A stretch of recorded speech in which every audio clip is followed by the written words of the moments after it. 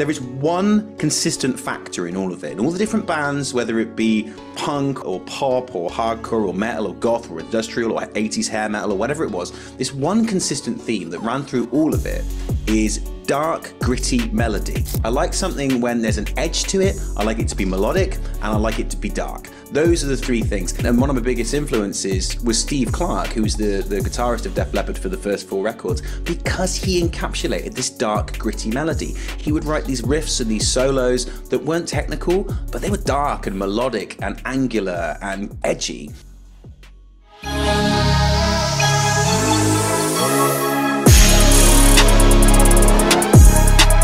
What up, it's Mr. X to the Z Exhibit. What's up, guys? It's Andy Frisella. This is your boy Foul Monk. This is Ryan Serhant. This is Shingy. Hi, it's Patrick McNiven. This is Sonia Service-Tanny. This is Director X. Hey everybody, I'm Forbes Riley. Yo, this is Goldie. This is Amberly Lago. This is Chris Voss. Michael Francis here. Yo, this is Charlie Tuna. Hey, what's up? It's Billy G. And you're listening to the Run GpG Podcast.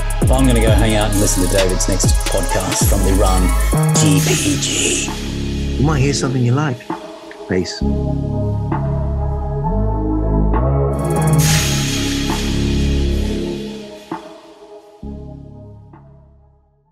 Ben Christo is a British guitarist, songwriter, and producer, best known for his work with the gothic rock band, the Sisters of Mercy, where he has been a member since 2006. He's also the frontman of his own band, Diamond Black, which blends elements of rock, metal, and darkwave. In addition to his musical career, Ben hosts a podcast called Diamond Cast, where he discusses various topics related to music and creativity. His extensive career includes collaborations with several artists and contributions to numerous projects in the rock, goth, and metal scenes. Ben, it's an honor. Welcome to the Run GpG podcast. Great to be here, and that was a wonderful, wonderful little piece. I felt quite honoured. It's you've really done the work there. Very nice. Oh, Thank you so much, David. Yeah, shout out to us. Well, you have had an extensive career, and I have been looking forward to this interview for a while, and I am excited to talk to you. As we were saying off camera, you know, you are a fellow podcaster, and I always look forward to talking to fellow podcasters, but especially if they've had an incredible music career with one of the most notable goth rock bands of all time. So where do we start with Ben Christo? That was the question I had. Like, where do we start? But it's always good to get some context. Who is Ben Christo? Where are you from? Where'd you grow up? And maybe you can share a little bit about your journey and how you came to join the band Sisters of Mercy. I'm from Bristol, which is in the West Country of England, and it's a good town. It's a good music town. It's I grew up there, and there wasn't necessarily a big rock scene there. It's known a bit more for artists like Tricky, Portishead, Massive Attack, the whole trip hop genre of things. And when I was growing up, exactly. Well, that too. When I was growing up, there was actually quite a vibrant but very small alternative music scene that I became a part of with my various bands. And it was great because we'd have these all-dayers, we called them, and you'd have like 6 or 7 bands playing of the alternative genre. So you would have a ska punk band playing right next to like a grindcore band, and then there'd be like a goth band, and then a hardcore band. But it was cool because everyone just felt part of an alternative scene, possibly because the scene was so small that we couldn't be subdivided because we really needed each other. And I remember particularly at that time, I was dressing in like a Hawaiian shirt, like kind of ska punk, but I had a black devil lock and black nails and black eye makeup, just like mixing it all up into one, and no one really cared. It was just, we were alternative. And for a while we had a really nice scene there. And I'm really grateful to Bristol for giving me that sort of opportunity to be part of a scene without it being overwhelming as it might have been in London or any kind of capital city. So we had a really great scene there, and I was in a band that was my first proper band. I'd done bands in school, and I've been very lucky that one of my first bands, if not my first band, we won a regional battle of the bands, which meant that we actually appeared on local television. And that was a huge turning point for me because it was the first moment where I realized that the thing that I was so passionate about, playing the guitar, alternative music, I must have some ability in it to have actually won a competition with my band. So that kind of gave me that validation to keep trying, keep going. Then the first proper band, because we actually had a little record deal and we went on little tours, was called ACO, AKO, ACO. It was named after a manga film called Project ACO. And we were mixing up like 80s rock with metalcore and hardcore. And I guess our contemporaries at the time were bands like Funeral for a Friend, Bullet for My Valentine. And we really aspired to the band Avenged Sevenfold, who at that point were just coming out. We even ended up playing with them in supporting them at one show when they just released a second album. And we had a couple more nice little supports like that, Stone Sour, Alkaline Trio, AFI, that really made the band feel like it was going somewhere. Our album was released and we got some great reviews in national press. And we even did a Radio 1 session, which was one of the most exciting experiences. We went to Maida Vale Studios and did this like live session. And things were all really coming together. The last thing we did was we played South by Southwest in Texas, which for an English band, you know, from a little town in the West Country was unreal. And we went over there and it was very DIY and it was very overwhelming and things just didn't work out. I think at that age that we were all sort of early 20s, there was a lot of egos involved. And I certainly had difficult ego problems of feeling like everyone must know the contributions I make to this band, but I'm not the lead singer, so no one will know. So I have to make sure everybody knows that I did this and that. And I think I didn't understand the importance of just doing the thing you're good at and being excited about it. I also felt like we needed to be softer than we were in terms of our musical output, because I thought, well, we'll never get anywhere if we're too heavy. Whereas I should have recognized that the thing that made us so good was that we combined the very kind of heavy, caustic, acerbic elements that the lead singer brought to the band with the metalcore riffs and the hardcore riffs the guitarist brought, and then the melody that I brought. That was what made it so good. But I fought against it, and then inevitably the other guys fought back. And anyway, it fell apart, but it was a great experience. I'm so grateful for it because it set me up to then join the Sisters of Mercy, which I did the following year in 2006. Wow, 2006, it's been a while. Hey, you actually hit on a couple things there. It's interesting to talk about, creatives and artists that come from like a smaller environment. You know, you could kind of get lost in the sea of bands, at that time in London, if you were London. So coming from Bristol in a way. One of my best friends is a street artist from Bristol. That sounds like a lot of creativity comes out of that area. Like it's crazy. You named a few of the bands. So here's a question. What was it like when you first joined the Sisters of Mercy in 2006? Obviously an incredible history to the group, right? So what was that like? Was it intimidating? How did you adapt to the band's already established sound and dynamic?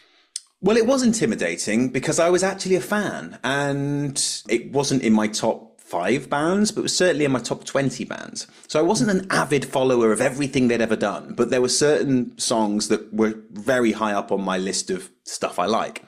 So I was to a degree intimidated, and the thing that really saved me was that when I went for the audition, I wasn't told what I was auditioning for. Okay, so I got phoned up by this mysterious voice who didn't introduce himself or say who he was, who just said, we want you to audition for our band. We've got a US tour coming up and we think you might not necessarily be our guy, but you might have a shot. And to be honest, it was very arrogant. And I was like, who are these guys who just think they're so ace, but won't even tell me who they are? So I went along to this audition having no idea for whom I was auditioning. Almost didn't go because I just thought it was some joke. And I got into the audition and I still didn't know who I was auditioning for because there's 3 guys sat around. And it made me realize in hindsight, the way that we recognize other people on this planet is, of course, to do with their physical appearance, but it's also to do with context. If you see someone 1,000 miles from home that you know from home, from your job, you might not recognize them instantly because your brain doesn't understand how that person could be there, so it won't make the connection. Whereas at work, you could see someone at the corner of your eye and you'll know who it is because you recognize just the shape of them, right? So I walked into this room, 3 people, don't know who they are, and no context, no expectation. And the only other parallel I can give you here, David, is that I played in a band a few years ago and we played a show in Toronto, and into the dressing room just walks this middle-aged guy with ginger hair wearing black. And I thought, well, who's this guy? Is it just a security guy? And I realized that it was James Hetfield. But I hadn't been expecting James Hetfield to walk in, so I didn't recognize it as James Hetfield. So context is everything. So I had no context, 3 guys. Also, at that point in time, I hadn't really looked at what the band was doing for a while, and they didn't necessarily have a photograph of that lineup that they had in 2005-6 on the website or whatever. So the only thing that gave me an indication that it might be the Sisters of Mercy was that the songs that they were asking me to play, in terms of like the riffs, the other guitarist would say, can you play this? I can't read music, but I'm good at picking up things by ear. Would say, can you play this? And I would play it back. And in hindsight, it was all unrecorded work, but it still had that feeling to it, that very Sisters of Mercy feeling to it. And so part of my brain went, is this the Sisters of Mercy? No, it couldn't be, because that would be insane. But I thought, what if it is? I'm going to try something. So I played one of their famous riffs that I already knew how to play, just to see if anybody would say anything. Sure enough, one of the guys who sat on the sofa with a woolly hat on, a pair of shades and a can of beer at like 2 PM, goes, that's one of our songs. Oh my God, Dave. At that point, I remember it vividly. I looked down at my hands are shaking, because not only am I in the presence of a band that I greatly admire, I might now be in that band.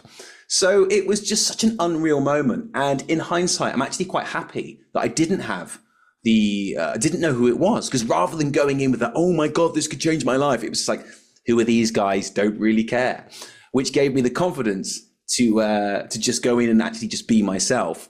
And they called me up a couple of days later and they said, yeah, again, very British. Yeah, we might want you to do it. So come and have some rehearsals or something. I was like, oh, yes, absolutely. But there's one last bit to this story, which I've always found quite entertaining, is that the day after the audition, they said, like, we're going to phone you tomorrow at 2:00. So make sure you pick up and we'll talk about whether or not we want you to do it or whatever. 2:00, I missed the call by like 30 seconds, right? And in a panic, I phoned them back. No one's answering. In fact, it's making the noise of a fax machine. Like they've somehow like subverted the actual call to the fax machine rather than the answering machine. I was like, right, what am I going to do? Kept calling. No one was picking up. Fax machine. I was like, right, okay. So I went up to the local internet cafe and sent the only fax I've ever sent in my entire life to that number. And this fax said, hi there, it's Ben. I'm so sorry I missed your call. I'm really interested in the job. Please give me a ring. Instantly, my phone rang. And what I was told later on was that because I'd sent that fax, that had saved me, because they were going, well, if this guy can't pick up the phone, then he's probably going to miss the bus call. He's probably not going to be in the hotel lobby. He's probably going to, he's unreliable. But because I had that lateral thinking and that initiative to send the fax, it's actually saved me. So if you're watching Ritex Solutions in Kentish Town, the internet cafe, thank you so much for letting me use your fax machine, because it led us to this point today. Wow. So don't throw out those fax machines. Yeah, which leads to the question, like, why were they calling from a fax machine? That's wild. I don't know. I think it was a landline that somehow had a fax machine as like part of it. I never really got into that, which maybe I should investigate it further. Yeah. No, that's a crazy story. What a breakdown, man. Like the most successful fax ever sent. Ever. Wow, fantastic. What a story. I appreciate you sharing that with us. Looking back though, I always like to ask this question, like who or what were your biggest musical influences at that time? And maybe what had the biggest impact on your career over the years? Like, is there a group? Is there a person? Like, what were you listening to those days? Like, obviously we know the type of music you make, but sometimes, we're surprised by the answers that artists give us on what had the biggest impact on their career or what influenced their musical taste and what influenced them the most in terms of what they were listening to. Well, I recognize now that what I really liked about the first music that I got into in those early years and into teenage years, there is one consistent factor in all of it. And all the different bands, whether it be like punk or pop or hardcore or metal or goth or industrial or 80s hair metal or whatever it was, this one consistent theme that ran through all of it is dark, gritty melody. Okay, that's what I like. I like something when there's an edge to it. I like it to be melodic and I like it to be dark. Those are the three things. And so when there are certain bands that first absolutely got me into music, like, for example, Bon Jovi, Def Leppard, AC/DC, Judas Priest, The Cult, All those bands I absolutely like adored. However, it was their work that had a darker, grittier edge to it that I really liked. So I can't comprehensively say that I'm a Bon Jovi fan, because a lot of the stuff that they went on and did in the 90s, the late 90s, and from then on, I never really got it. But what I did get was the early stuff. I know it's so cliche, but the early stuff that had this kind of dark desperation to it. The same with the Def Leppard stuff. You know, I really, and one of my biggest influences was Steve Clark, who was the guitarist of Def Leppard for the first 4 records, because he encapsulated this dark, gritty melody. He would write these riffs and these solos that weren't technical, but they were dark and melodic and angular and just edgy. And I loved that about the band. And then after he passed, in 1991, and the band carried on, I liked bits and pieces of what they did, but it never had that core sense of Steve Clarkness to it. And I would say that Steve Clark is probably the key influence on me, because the work was there so early. I have vivid memories of playing air guitar age like 6 or 7 to sort of Def Leppard and to Steve's solos. And I'll still listen to his stuff now and as an inspiration point. See, that's a good example. I would have never guessed Bon Jovi and Def Leppard. I never would have guessed that. You know, I would have thought, you know, Skinny Puppy or, you know, I don't know, just something like, but there's, it's funny you said that. Like, there was something about that time. I think if you didn't want to be a part of the masses, or you weren't involved in pop culture or pop music at all, you were attracted to the darker element of music. And to this day, I'm still very attracted to darker music myself personally. I don't know if it's just we're a product of the decade or something like that, but it's really surprising to hear you say Bon Jovi and Def Leppard. That then developed. I mean, the Colton Priest had a lot of dark stuff. AC/DC is an interesting one, because a lot of people know them for almost this kind of like chirpy, wacky, bluesy kind of thing. Whereas the stuff that I liked by AC/DC was the Back in Black, For Those About to Rock albums, where there was a real kind of snarl to the riffs, like a gritty kind of to the riffs that made them edgy and dark. And a lot of the subject matters were about death and witches. Shit like that. It was really cool before it became a bit cartoonesque later on.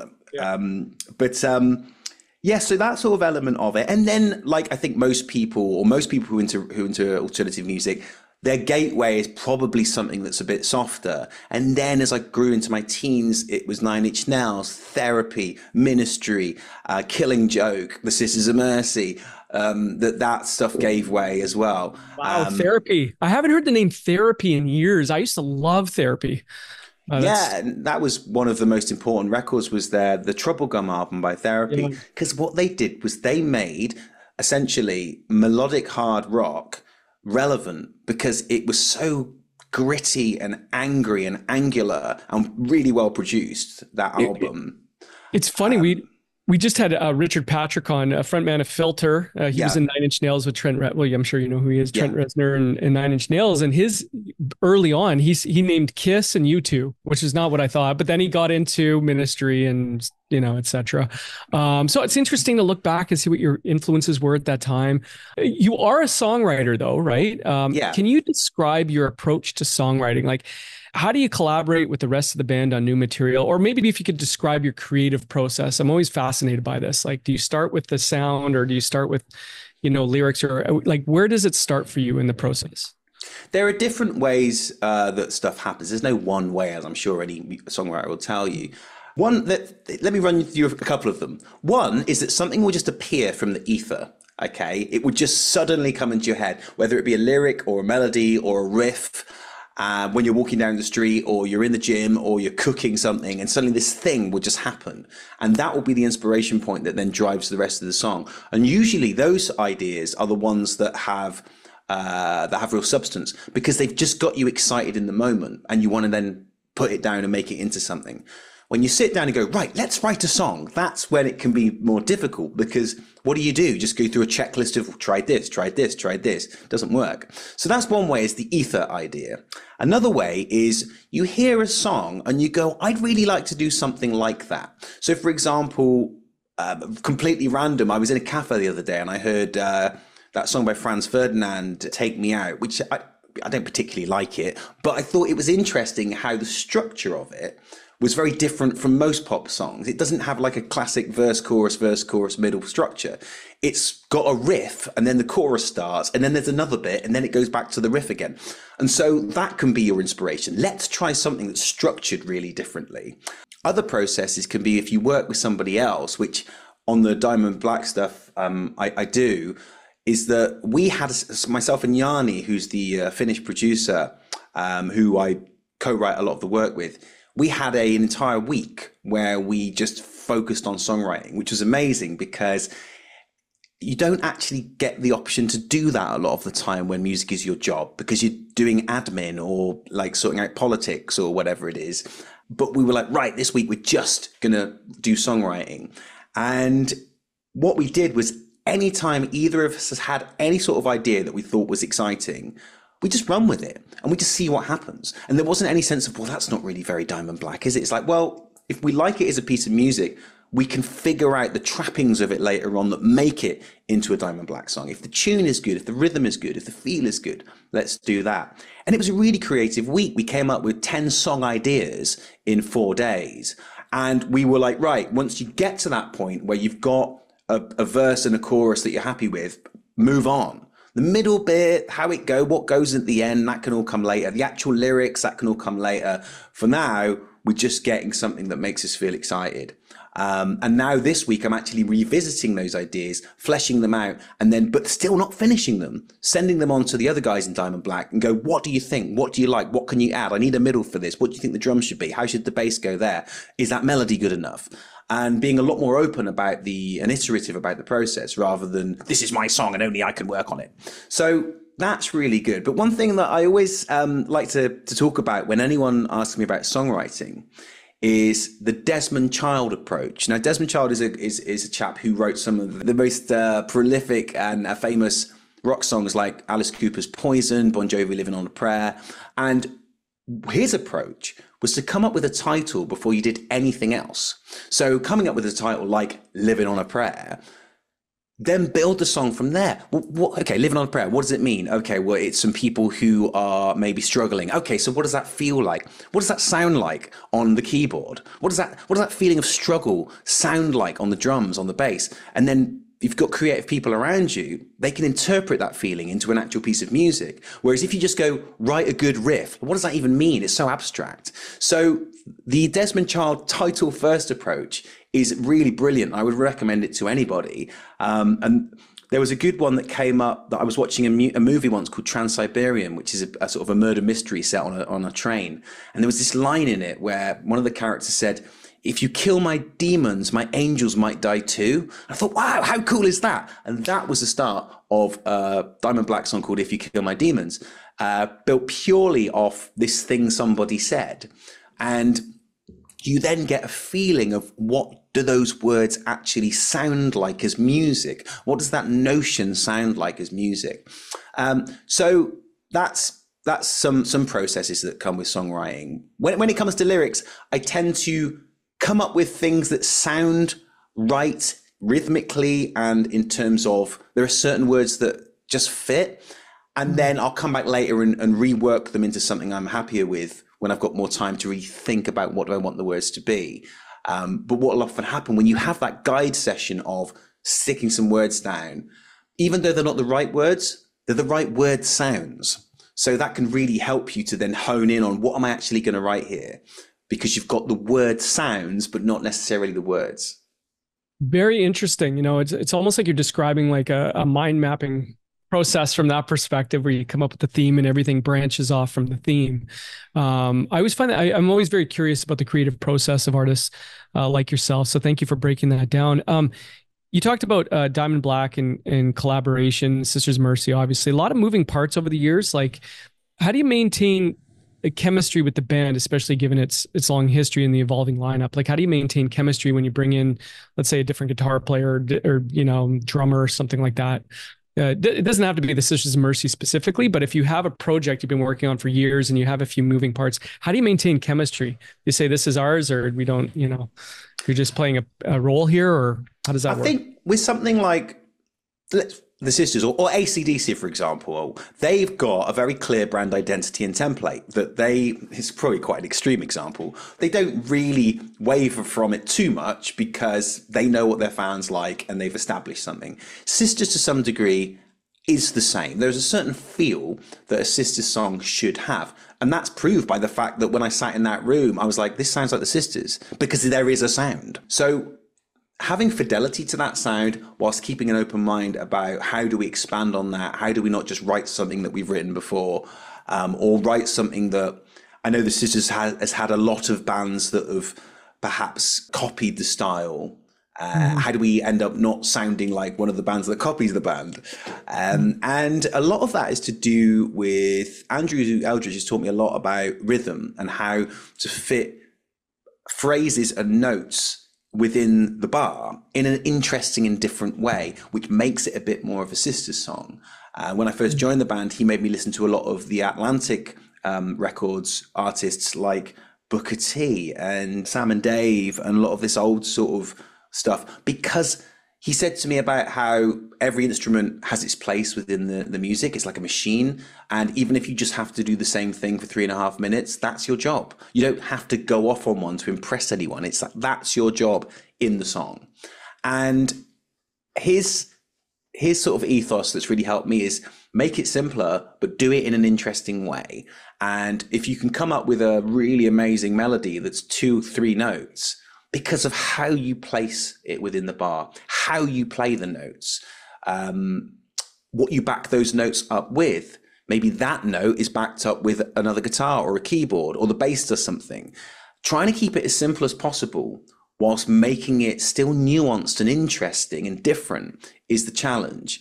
So whenever I sit down to do work on a Sisters song, it's a lot harder than it is for any other band that I work with, because there's this very high standards, and there's this to make the cut so that Andrew likes it. It has to be a bit different, and it has to be exciting and dynamic and sort of unique, while still retaining those elements that make it quite Sistersy.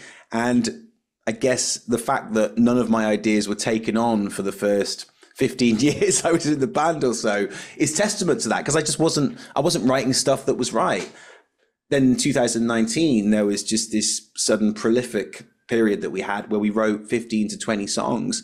And a lot of those are still in the set now. So yeah, it was definitely that there's a template and a blueprint, and there's a vibe, there's a brand, whilst there is room to push the envelope. Yeah, that actually brings up a good point. You know, like the Sisters have always been labeled as a goth rock band, right? Do you embrace that description, or do you see the band's music as broader than just that? I think it's broader. I think the one thing that I'm always say to people when they say, "Oh, Sisters is a goth band," I said, "But gothic music is generally quite sad." Or depressing, right? The Sisters is not depressing. The music is uplifting. It's powerful. It's more like, think about the songs like Temple of Love and Alice. It's like you're walking down the street in your leather jacket and you're like, yeah, this is me. I feel like me. It's not like, I'm really sad. It's powerful. It's uplifting. And the music that we make is it's about the personal and the political. It's about empowering people. It's about those who have been marginalized, giving power to people who have been marginalized by society. And most of the people who turn up to the shows, whether they be 16 years old or 60 years old, at some point in their life, they felt like an outsider. This is a band for outsiders. This is a band that brings people together. This is a band that is joyful and about a celebration and about just a bit more of a snarl, a bit more of a leather jacket kind of rebel band rather than a sad black wedding dress kind of a band. So I think because the first record, certainly the band at that point was running with other bands who did do that sort of thing, who were a bit more kind of sad, like The Cure and Susie and stuff, that did have a more kind of depressing element to them, that the band got thrown in with those and never really recovered. Because if you look at 1987, they released the Floodland album, Sisters, and you've got the Dominion video. Eldridge comes out with short hair, a beard and a white suit, and he's in the desert. You can't really get any less goth than that. Yeah. And I think it's important to remember that, of course, the band has ballads. Of course, the band has songs that are a little bit more, that illustrate a bit more fragility and a bit more sadness, like any band. But it's not every single song. Most of the big songs, Corrosion, Dominion, Temple, these are powerful songs. These are songs that make you raise your fist and dance. Yeah, it's funny. I never really agreed with the goth label on there myself. I mean, I truly listen to goth music, and you had a lot of bands that were grouped into that goth genre just because of the lyrics in some cases, right? It was depressing or dark or whatever. You mentioned The Cure and Susie, etc. I do appreciate your breakdown there of that. So, which brings up another. Well, first of all, how would you describe the Diamond Black sound? Like, can you put a label on it or not? Yeah, I'd say that it's dark it's certainly a Darkwave element to it, but it's very powerful. The riffs are powerful, the melodies are powerful, and the music has a really positive message. So a lot of the songs deal with things to do with like anxiety and addiction and depression and isolation. But the message that we're bringing is one to overcome these things, so that with music community and with connection and with all us outsiders kind of joining together, we can help each other to move forward. Someone described us recently as the happiest dark rock band in the world. And when you watch our podcast, that really comes across. We're always joking around and there's always like ongoing banter and in-jokes about things, whilst we do have a message. And that sort of transformation in terms of the band simply being, when we started, it was a cool rock band that was a bit dark, and to something that's become a bit more about self-empowerment and about inclusivity has happened very organically over the last few years. And I think one of the things that kickstarted it, certainly for me, was that I am a recovering alcoholic. So I've not had a drink now for something like 1,017 days or something like that. Congratulations. Thank you very much. But the last almost 3 years of coming out of that has influenced me so much in terms of recovery, reading, studying, understanding a lot more about myself and why I was drinking and all the negative reasons behind why I had an addiction, and probably still have an addiction if I was to go back to it. Really helped to infuse Diamond Black's work with this positive message. And one of the most amazing things that happened that I never dreamed could have happened 3 years ago was that we finished a tour in March and we played the London show. There's about 600 people there. We were on tour with this fantastic Japanese metal band called Esprit d'Air, and essentially it was their crowd, it was their show, so there was 600 people there. And I hadn't exactly planned to say it, but essentially on stage I said, this was a song that's written about recovering from alcoholism. I am very proud to say that I'm now, at that point, 889 days sober. And the message here is, if you want to change something about your life, you can. And they just took the roof off, man, with the applause. And I never thought I'd have the courage to be so honest about my flaws and my vulnerability in front of hundreds of people, and it'd be so positive. And I came off stage after that, and I was in tears, because it was such an emotional moment of showing the world that I really my life up, but I think I've turned it around. I think I'm certainly in a really positive place now. And so Diamond Black has become synonymous now for me for this journey of recovery. And we want to be able to inspire others to have that belief in themselves.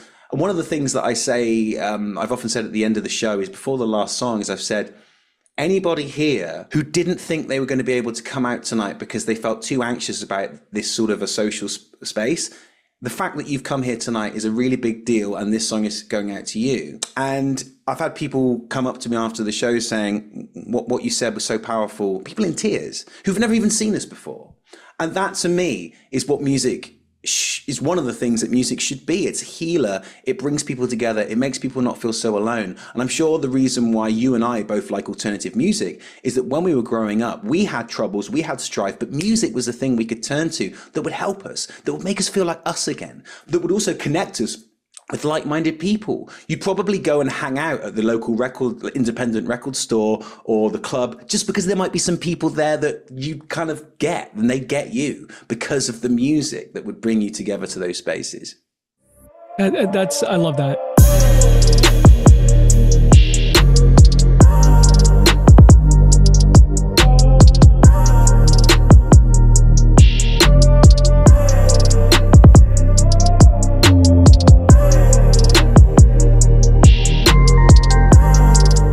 Sometimes we dive deep on the show and, we talk about the legacy that people leave behind. And we're not doing that as much now as we're talking about purpose, and when you share an experience like that, you think about not just the legacy of Ben Christo and all that you've done musically, but the purpose you have in terms of like, it drives you in a different way because now you're sharing your experience, your story of recovery and things like that.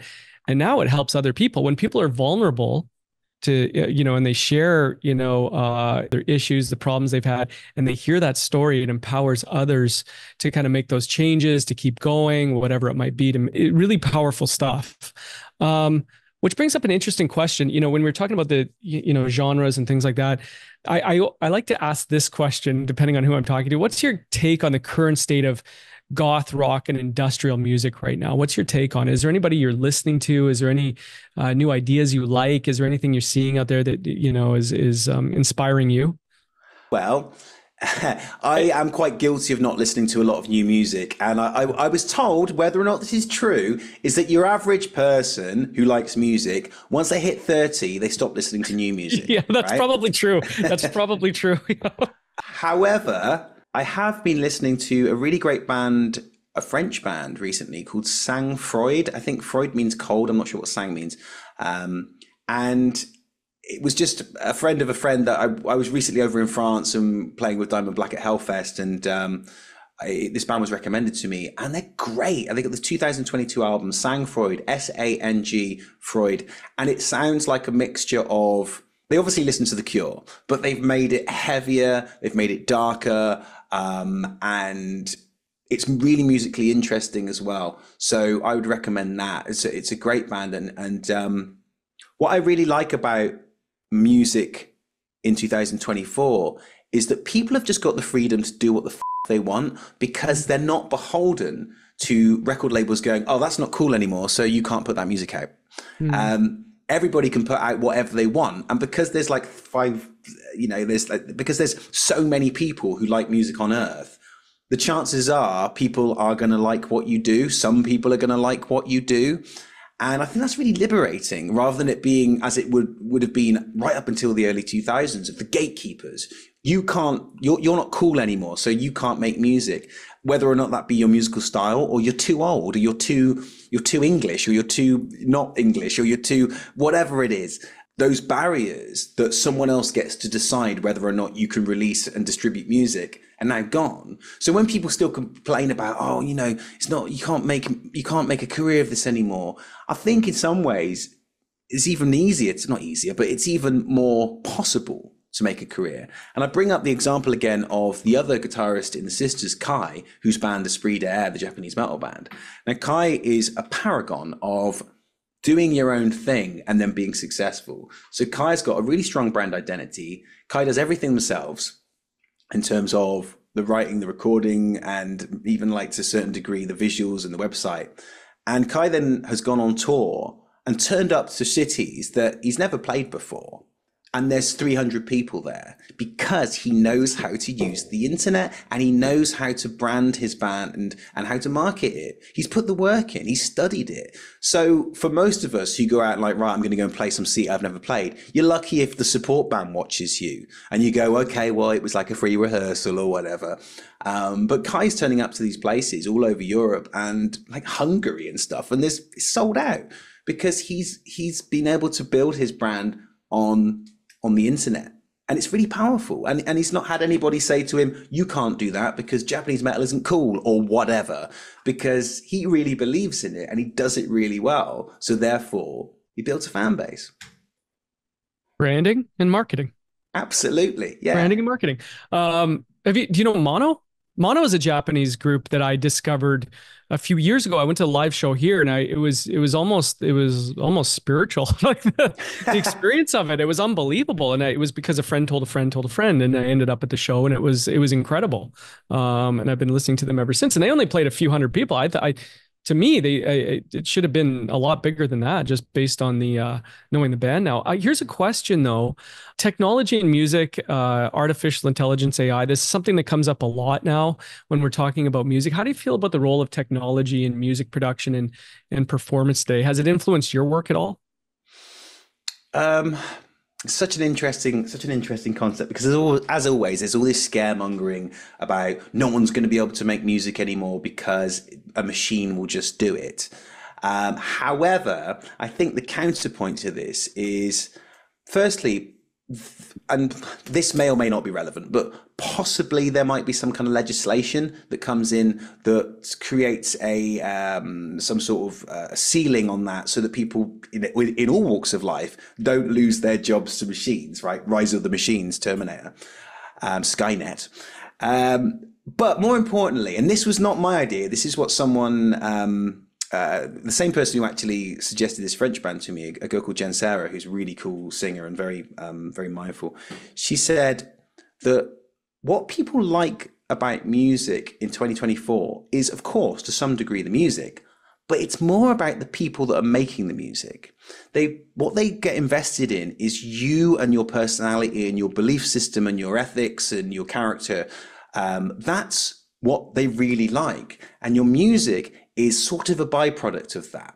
And I think there's something in that. And she said that's actually the case for any product out there, is that people aren't necessarily looking for the best toothbrush anymore. It's more like, how is that toothbrush presented to them, and by whom? What does the company make them feel? What's their emotional response to it? And those things generally, I think, can only be done by human beings, having that connection with another human being. Maybe it's because of the proliferation of technology has now made the human element more sacred again, in the same way that a lot of younger fans, say between the ages of 18 and 30, didn't really have any physical artifacts of music when they were growing up. So suddenly they want a vinyl, they want some handwritten lyrics. They're like, oh, we want something physical, something tangible that's real, because we've grown up without really anything that's real, because it's all online. And so I think people will always want to have connections with other human beings. And that's the saving grace, I think, of, as an artist, if you can put your personality into what you do, which is much more the case in 2024 than it was in 1984 or 1994, where it was actually better to be mysterious and distant, and you never really see the artist, you don't know anything about them, and you'd write to the fan club and you get some template reply 3 weeks later through the post and be all excited. Now it's like it or not, fans will want to connect with the human element of their artist, unless it's an artist that's been established ages ago and they already like the artist for being mysterious.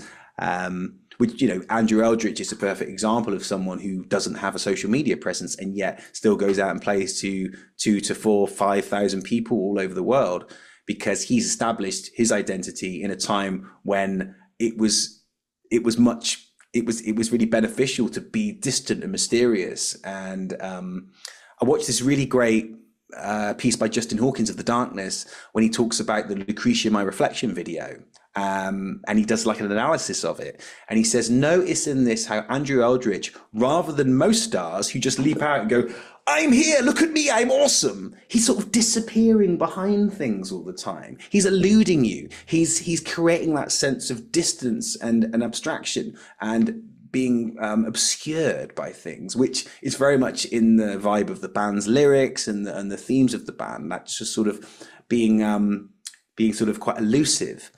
Whereas most artists in 1987, as Justin said, would be like straight like into the camera, hey, everybody notice me. So it does work. It obviously works for Andrew because he's still going out and playing to thousands of people. A new artist, possibly not so much. Possibly new artists like myself have to build a rapport with the audience to create that human connection. Yeah, I'd agree with that. I mean, when I hear some of the music that's being made by AI, it doesn't affect you the same way. Like, oh, okay, it's catchy, but it's not the same. And it's very, because you know as well, because you know it's not real. You can't. That's it. You can't invest in it because you know it's done by a machine. Whether or not there'll be a point where people pretend that they're the music they've made, they did it, but AI did it. I don't know. But it'll be like Milli Vanilli 2.0. But you know what? Yeah. What's next for you and Diamond Black? Like what is Diamond Black doing right now? What current projects do you have on the go?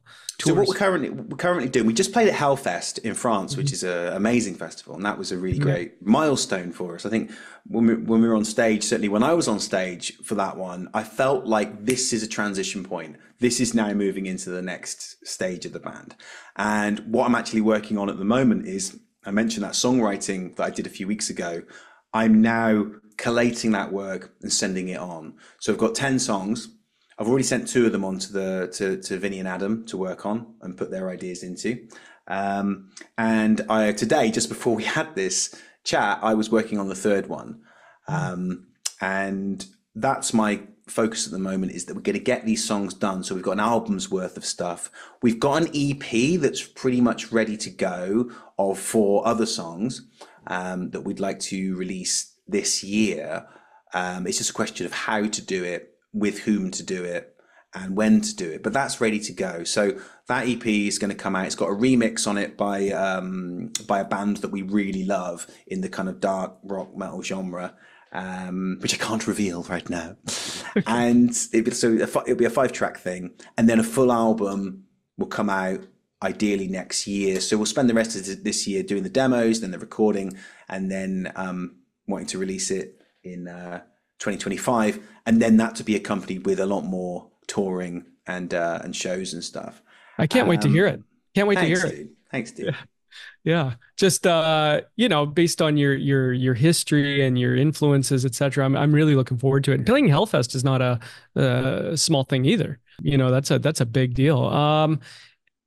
Speaking of branding, though, the Diamond Cast podcast, this is something we like, this podcast is obviously branded to our company, but the Diamond Cast podcast, what inspired you to start the Diamond Cast podcast, and what types of topics, guests do you feature? Like, what do your listeners take away from listening to the show? Well, it wasn't my idea. It was the idea of Adam and Natalie. And Natalie is essentially part of the band. She does all the social media stuff. And she's very creative and very positive and really uplifting and just really inspiring. So those two came up with the idea of doing this podcast, which I was like, yeah, sounds great. But I didn't realize exactly how great it was going to be, because it really creates a connection, not only between us as a band checking in every week and having this sort of fun chat for an hour or so, but the fan community is building and becoming more connected as well. And this really kind of connects with what I was saying before about how fostering that relationship with your fans is so important now. To create that connection between people. So not just at a live show, but people can connect with each other through the band via the internet. So maybe there are people who come to the podcast and they're struggling about something, and they connect with one of the fans, and then they make a friendship there, and that's something that helps them. So in the podcast itself, we mostly just talk about questions that the actual fans send in. Or if there's something specific happening, like we just did Hellfest, or we're just about to go into the studio, we'll talk about that. But things often go off piste, and there's lots of running jokes and sort of camaraderie and stuff. And it's a really good experience. And it's really, as I said, it's giving us as a band a real sense of momentum, because every week we're kind of checking in and feeling part of something. And the combination of the podcast and the touring that we've done this year, we've done a lot of touring, has brought me so much closer to the other two guys, Adam and Vincent, in the band. And I think it's really helped me to be a lot more open with songwriting. In the early days, I was a lot more closed. Like, I really want to write everything and I don't want anyone to change anything, to my detriment. And now I feel like we all get it. We're all part of the same team, and everybody's contributions are really important. Those guys are incredible musicians. So why would I ever want to close myself off to that ability? Let's just make everything as good as it can be. Doesn't matter who did it. Let's just make it for Diamond Black and make it the best possible. Interesting. Okay. I always like to ask that question about podcasting. Created a community. It sounds like it's somewhat cathartic for you. Talking about balancing projects in the wrap up here, this is some personal development stuff. This is fun, Ben. This is fun. how do you balance your time effectively? Like between the Sisters of Mercy, Diamond Black, your podcast, do these different projects influence each other in a way? I'm sure they do, but like, do you have a daily routine? You know, you talked about your recovery. Like, what does your daily routine look like? Or, you know, is there certain non-negotiables in a day for you? Yes, absolutely. Yes. So I now get up between 6 and 7 every day. Okay.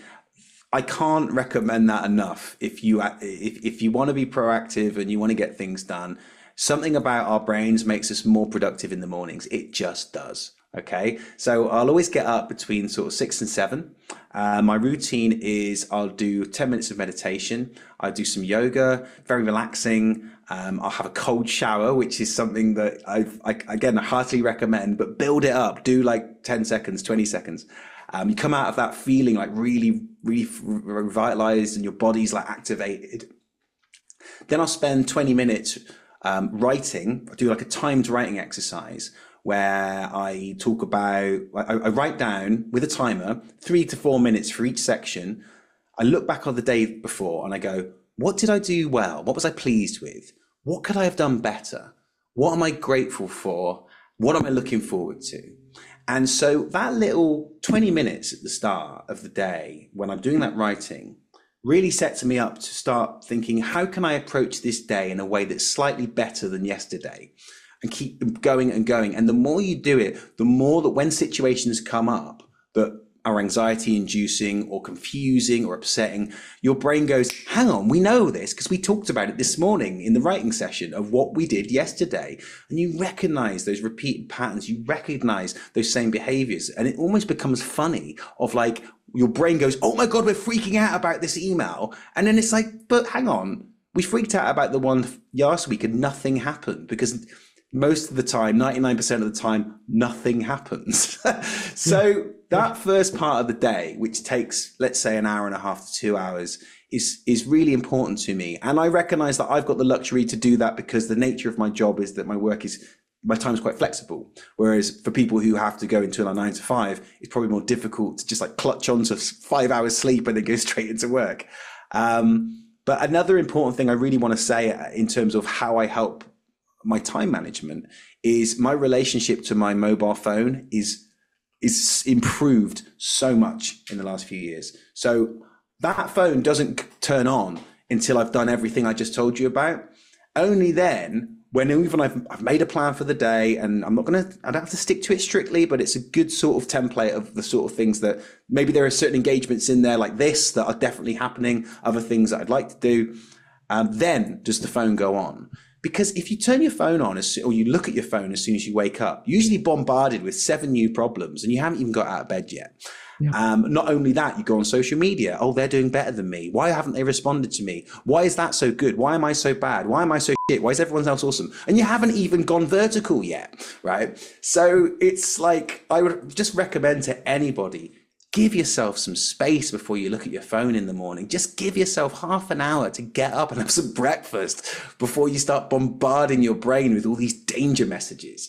When we wake up, we naturally are in a state of, I think from a primal level, a state of feeling wary of our surroundings, because in primitive state, we'd have to look out for predators. So when you wake up, often the reason you feel shit is because your brain is telling you, right, look out for danger. But if you pick up your phone, that you'll probably see danger in everything you look at, even if it's just a text from like a family member going, oh, I was thinking about coming around next weekend. Why are they coming around next week? Do they hate me? Do they like just you start spiraling? Whereas if you look at it an hour later, when you've had your breakfast and you maybe had a little walk, you're like, oh, they're coming over next week. That'd be nice. So those are my kind of non-negotiables in terms of phone discipline. And again, it happens at the other end. I go to bed, there'll be a good sort of 2 hours that I'll turn my phone off before bed, watch TV. I'm not going to look at my phone again because I don't want to go to bed thinking about those kind of stressful things or having work conversations at like 9:17 p.m. Yeah. And having the bravery that I didn't used to have to go, I'm not going to miss something. I'm not going to upset somebody by not being online at 9:17 p.m. Nothing's going to go wrong, because that's the fear we have, is we might miss something. whether that be an opportunity or whether that be some kind of disaster we could have averted if we'd only just been available at all times. Yeah, I love that. A couple things. One is I firmly believe in cold water therapy as well. We talk a lot about it on the show, actually. I think it gives you that dopamine hit for the rest of the day. Yeah. It really does. But, the most successful people I talk to have some sort of daily gratitude practice, which you touched on. Right. And I don't know if it's something that comes as we get older, like you look younger than me. But as we get older, we truly look around and look at what life is and start to appreciate these little things in life. And that just leads to a happier life overall, as opposed to always thinking about the negatives, as you pointed out. But like I said, the most successful people I know have a daily gratitude practice. Final two questions. First one, this is a fun one, but this might be the hardest question. If you could have dinner with any three people in history, past or present, who would they be? Oh, wow. That's so hard. I think, because naturally you start thinking about musicians you like or film stars you like, whatever. But they say don't meet your heroes. And I think there's some truth in that you like the person's work, but you don't necessarily going to like the person. Yeah. I think Dale Carnegie, who was the guy who wrote a great book called How to Stop Worrying and Start Living, is one of my favorite books of all time. I would love to have chatted with him because the things that I learned from his books are with me on a daily basis, definitely. There's the chap that wrote The Obstacle is the Way, Ryan, and I can't remember his name. Ryan Holiday. Yes. Again, Ryan Holiday, his work has really helped me, and I refer to it, and he's been inspiration. And one of the things that always stuck with me that he said was that in an interview he was asked, what would you say is the secret to your success? And he said, I just removed toxic people from my life. Whereas most of us feel beholden to toxic presences in our life, and we feel like we have to help them or save them or they're our responsibility, or we're too scared to remove them or whatever. Whereas he just, I got rid of them and then everything got really good. So him, and then finally, Alan Gordon. Alan Gordon is the writer of a book called The Way Out. And The Way Out is a book that massively changed my life. It's about something called chronic pain or neuroplastic pain, which is when people experience pain in their body but don't have any structural symptoms, or they've had structural symptoms but they should have healed by now. In the last 8 years, I've been experiencing neuroplastic and chronic pain, which some people know as like fibromyalgia. I couldn't find any way of getting past it. All the kind of usual Western doctors, Eastern doctors, Reiki, acupuncture, changing my diet, allergy tests, whatever. It was only when I read his book and listened to his podcast that I suddenly had a major shift in progress, which essentially, just to put it in a nutshell, what it is that a lot of us experience pain. Things like psoriasis and eczema are forms of chronic pain and neuroplastic pain because there's no particular reason for them, but it's the autoimmune system overworking because it feels like you're in danger. So this sense of being in danger all the time is what can give people migraines or make them feel randomly sick all the time, or psoriasis, or in my case, I was getting this like terrible burning, itching sensation on my skin whenever I felt stressed out, or I went into a situation that my brain had learned was stressful. So it gave me this pain, and it really started to, quite frankly, f up my life until I looked at his book, and suddenly my recovery within the course of a couple of weeks was making major progress. So I would love to meet Alan Gordon and thank him for essentially saving my life. Well, your body stores trauma and it manifests itself in different ways, right? It comes out in different ways. So interesting. That's a really fascinating breakdown. Okay, final question. Ben Christo, you're opening a bottle of champagne 1 year from sparkling cider. You're opening a bottle Good save. Good save. Non-alcoholic. No secco. You're opening a bottle of sparkling cider 1 year from now, celebrating something you've accomplished. What would that be? It would be the release of the Diamond Black album with a whole bunch of great touring that's happened. So where would we be? July. Yeah, a whole bunch of great touring and maybe some cool festival appearances that happened. But mainly just getting that album out and being really happy with it, and getting some good testimonials and response from people I admire. Because I've always said that, I haven't always said, more recently I've recognized that success isn't about fame or money. It's about helping people, and it's about people who you admire, who got you on the journey in the first place, saying to you, do you know, that thing you did is pretty good. Or I'd quite like to work with you on something. That's success, I think, in my opinion. Fantastic. Very well said. Where do you want the people to find you, follow you, connect with Diamond Black, etc.? Where can we go to do that? Best place is my firstly is my Instagram, which is Ben Christo Music, which is all one word. Then Diamond Black Official, all one word, is the Instagram for Diamond Black, and there you can find all the links to all the other online stuff and the website, etc. So those are the best. Those are the best places. Take the rest of the day off, Ben. Ready. Okay. Thank you, David. Okay. Thank you.